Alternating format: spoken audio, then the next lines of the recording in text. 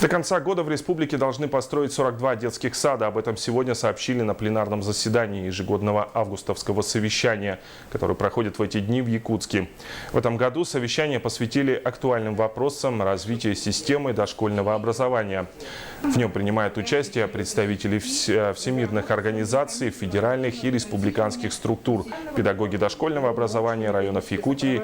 Участники совещания отмечают, что сегодня остро стоит вопрос перегруженности в группах и очередей в детские сады. На данный момент в своей очереди ждут около 9 тысяч детей, однако, согласно майским указам президента страны, очередь в детские сады должна ликвидироваться до конца 2016 года. Есть 11 детских садов. Нами разработан план, сформирован при правительстве штаб по ликвидации очередности, и по намеченному пути идут работы по ликвидации. Из Российской Федерации, из бюджета Республики Саха-Якутия нам поступили финансовые средства, которые идут на ликвидацию, поэтому у нас есть уверенность, что ликвидация нами будет совершена, и все дети с 3 до 7 лет будут обеспечены местами в детских садах.